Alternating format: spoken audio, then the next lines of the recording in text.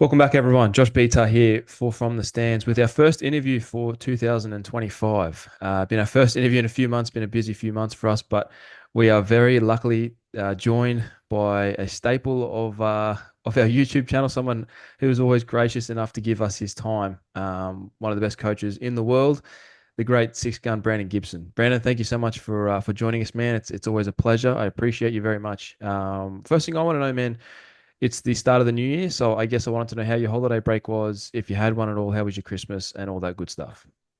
Yeah, it's good, man. I feel like we're still riding a bit of a high after John's performance at Madison Square Garden. Like what an epic night that was. And we're back to work. We're focused on our new goals, the next goals, but we definitely enjoyed the holidays and just kind of relaxing and yeah, really soaking up that journey that led to that championship fight. hmm I guess I haven't seen you speak publicly since that fight at UFC 309, so I sort of want to know, like, how happy were you with John's performance and what he was able to do against Stipe? I mean, I know leading into that fight, everyone was sort of saying it was going to be one-sided. Everyone thought it might play out that way, but just watching it unfold was completely different from even from my point of view. Just watching it unfold and seeing just how dominant John was. How happy were you with his performance and what he put together? Very happy, very happy. Stipe is so dangerous. I mean, we watched countless hours of film on Stipe, and it's a highlight reel. Almost every Mm, fight he had, he's just putting dudes lights out. And even the fights he lost, like the second Nagano fight, I mean, truly went out on his sword. I mm, mean, he's swinging for the fences as he got clipped, and then again.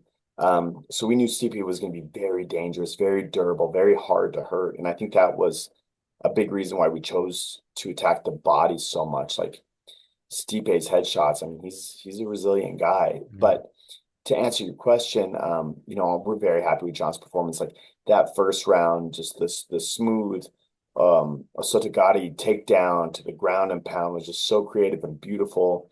The second round, John really laid that foundation for the bodywork setup, establishing his kicks and really showing his own slick boxing. I mean, a lot of those boxing combinations, John was peppering him with his jab, mm. he was pulling, he was landing nice crosses, and then, of course, the epic finish in the third round. But just the whole camp was great, Josh. Like to have such high level training partners, coaches, camaraderie, brotherhood, and focus on that goal for it to play out the way it did in New York City, in front of just like a superstar crowd.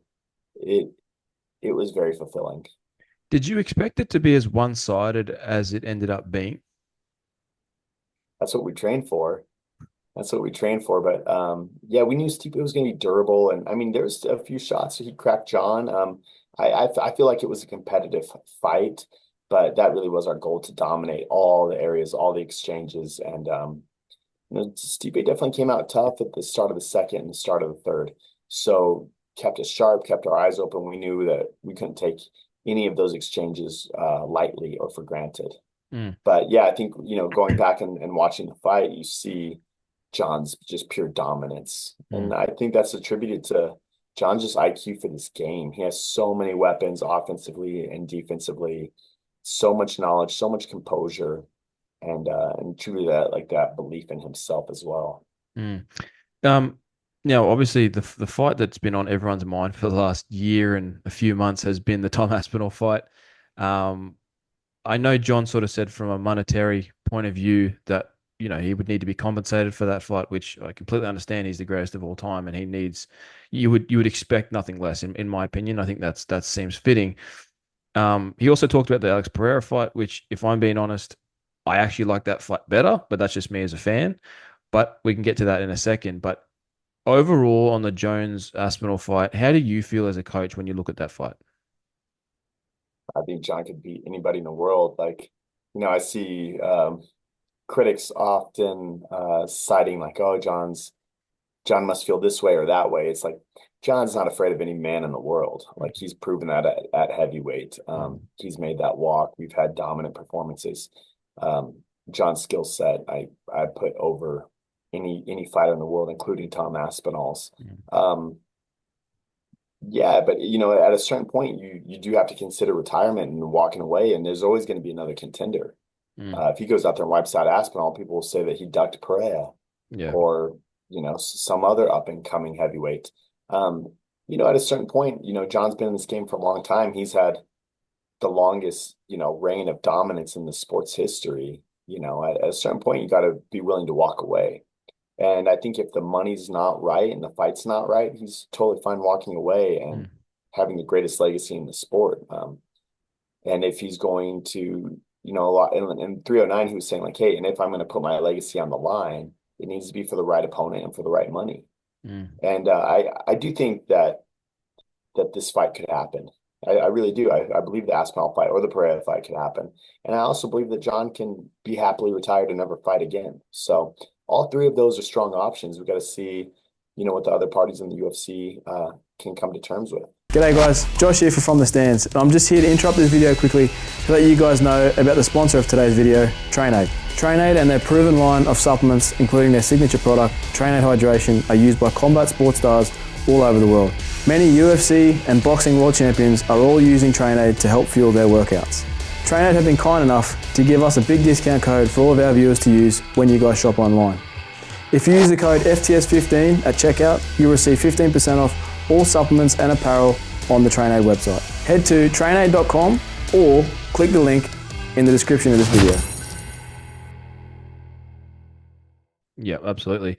On a hypothetical fight with Tom and John, obviously nothing's scheduled, all that sort of stuff. There's a lot of background noise that we need to get through first for that fight to even get made. But Tom went on Ariel Helwani's show a few months ago and sort of said that it'll be hard for John to watch tape on him because he has such short fight time. And I wanted to ask you, as a guy who would be studying tape more than anyone, being a coach, one of the greatest coaches, have you already watched some Aspinall tape? And if you have you seen holes in his game that you think that John could exploit? Yeah, obviously, Josh, I won't go into any detail on what holes we've seen, but Tom is not a perfect, flawless fighter. Yeah. And even though he has like some of the shortest fights in heavyweight history, but the shortest fight time, there's still plenty of habits, tendencies, repetitive motions to identify, develop a game plan and strategy on, and to capitalize on. Like that's what we do, um, and we're pretty good at it too. So yeah, each fighter brings their own unique challenges, and Tom has a lot of great gifts, but no fighter is perfect. And John has made a career out of exploiting flaws and tendencies. And I actually just saw a Cain Velasquez quote that Mm. he did an interview saying that Cain said he's seen some of these tendencies and he believes John will exploit them as well. So Mm. obviously, like I believe in John, I believe in our team and the work we've done. So um, yeah, Tom brings a lot of unique challenges. I think we're open and willing to solve that puzzle. Yep. Last thing from me on the Tom and John situation. Dana, said it could be one of the biggest fights in UFC history, if not the biggest fight in UFC history. He seems pretty confident that it can get done. I saw a clip of Rogan this morning saying that, he's leaning towards retirement, like you stated. They're all options that are currently in the air right now. If you had to make a prediction where we stand right now in 2025 or even later, do we see Jones versus Aspinall or Jones return and fight either him or Pereira?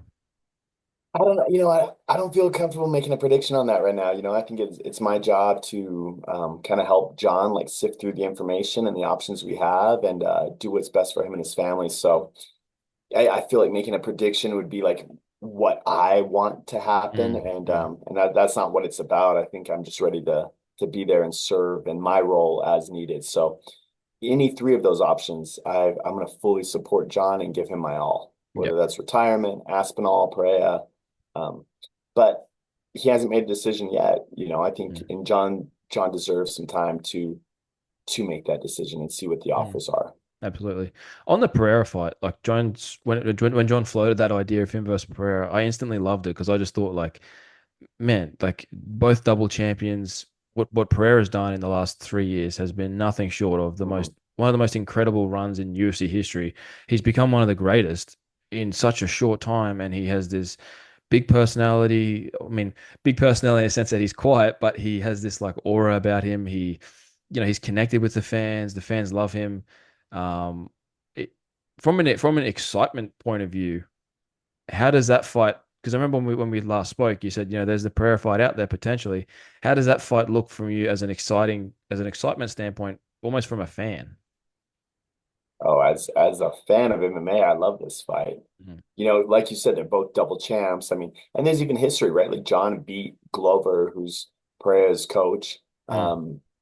There's some backstories there. Like, is the student going to try to avenge his master against one of the greatest? I mean, I think style wise, some people are discounting it, but I think Pereira brings a lot of problems. He brings a Mm. lot of strength, great defense, great chin, very unique style. And we've seen John at times, right? Like everybody said, oh, John will just use his wrestling and take him down, and John's grappling's on another level. But man, John could be at times stubborn to want to show that he's better than an opponent in their Yeah. most skilled area. And Yeah. going back to Glover to share, for example, like Glover was the best, clinch fighter at light heavyweight, um, undefeated at that time. Like he was a dog, and John beat him dirty boxing in the clinch Mm. for 5 rounds. Mm. So, I don't necessarily think we would see John just shooting a takedown right away. I think John could stand with Pereira, and it could be an incredible kickboxing match. And I mean, John also, I was praising Pereira's kickboxing skills, but John shows time and time again Mm. how great he is in striking as well. I don't think he gets enough credit for his boxing, for his kick game, or his clinch work. Absolutely.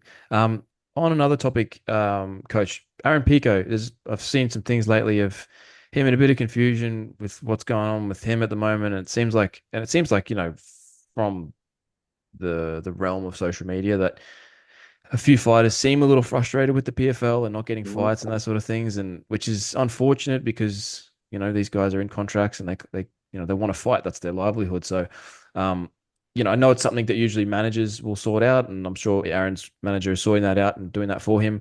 But do you have any idea of where his head is at, or sort of what's going on with Aaron at the moment? Because I saw something where he said, or it was paraphrased, that he was interested in the UFC, and I thought, like, wow, that would be amazing because Aaron in the UFC would be unbelievable. As a fan, I would love to see it. So I guess, yeah. Do you have any update on how Aaron's doing and where his head's at? We're just controlling like what we can control. Obviously, this PFL Bellator mess. I can't speak for Aaron, but as his coach, I'm disappointed that he got to fight once in 2024. Like Mm. Aaron is on a tear. We were preparing for Pitbull all of 2024, multiple times, and I really want to see Aaron be able to take a shot at that Bellator championship. We'll see what plays out. We're controlling like I said, what we can control, which is training hard every day, improving our skills, keeping our spirits up, staying focused on whatever goals may open up. Um, I would love to see Aaron in the UFC as well. I think he could be a PFL Bellator champ, whatever that looks like. I think Aaron could go into the UFC, fight a top 10 guy right off the bat and make some Mm. big waves. Mm. Um, I've seen it in the gym. I know that's not the same as fight night, but I want to see Aaron up against the top 10, top five best in the world, Mm. wherever that may be. And, at the end of the day, making money is cool, winning tournaments is cool, being a prize fighter is cool. Aaron has what it takes to be an all-time great champion.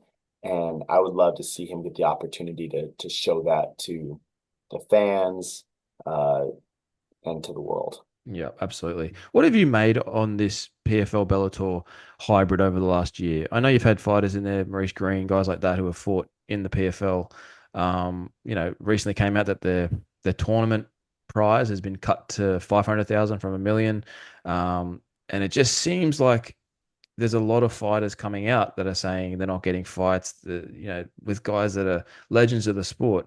Your Yeah. Lehmans, all that sort of stuff. I feel like aren't getting the respect they should get at this stage of their career. I mean, they've paved the way for the younger generation coming through, and it's a bit unfortunate to see. So I guess as a coach, what do you make of what's sort of gone on with this PFL Bellator situation? Disappointing. You see the tweets from great champions like Pitbull or Mm. Patchy Mix, who I coached for a long time, and like you said, this is their livelihood. This is how they make their money. I saw Don Davis tweet the other day saying, like, oh, these investors and sponsors wasted Mm. our our entrepreneurial time, and it's like, Yeah. that sucks. But you know else's time is valuable?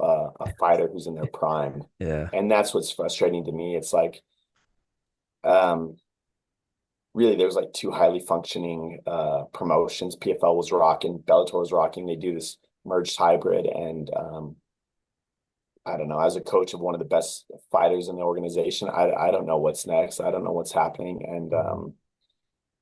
the meanwhile the UFC is putting on a show every week Yeah. Yeah.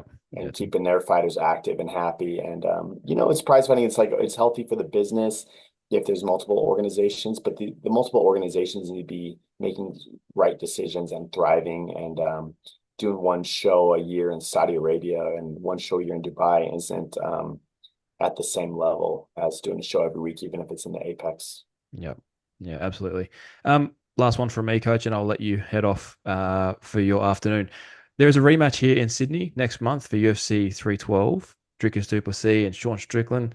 I just wanted to get your thoughts on that fight. I know you guys, you don't have anyone in that actual card in that fight card, but I just wanted to know what you thought of that main event overall. It's an interesting one. Very close the first time. I actually had Sean winning that first one, but I just wanted to know how you feel about that fight. I think Dricus is proving himself to, be a great middleweight champion. His wrestling, his grappling, his conditioning is phenomenal. And Sean has also shown that, he has great conditioning and a great pace and great tempo. Sean has that unorthodox style, that marching, heavy feinting style. It'll be interesting to see what adjustments they make. Mm, I think Dricus's striking is improving. I think he has the edge grappling. Cardio edge. I think it's pretty level. It'll be interesting. I'm leaning towards the champ in this one, and I hope it's a competitive fight. I hope it's not a grind. I hope there's some fireworks in it for the fans. absolutely. Sean always talks a big game. Sean always talks a big game, but I don't know if he always delivers. So I want to see him go out there and scrap. Yeah, well, his last time in Sydney, he pulled the massive upset off, so it's an Mhm. interesting one. It'll be cool to see what happens in that fight. Coach, I appreciate you always, man. Seriously, I really do appreciate you. Congratulations again on what you guys did at 309. It was extremely impressive, and watching on my couch, I could not be happier for you guys. That's the first thing that goes through my mind is this how happy I am for you guys as a team. The amount of people that doubt you over the years and all the way back from he's not coming back to heavyweight, he's not coming back at all to go out there and do that against Stipe was really really cool to see as a fan and as someone who's in the space of some capacity. Congratulations, man! I hope this year is all you guys wish it to be, and we'll talk very soon. Thank you. I appreciate it, man. Take care.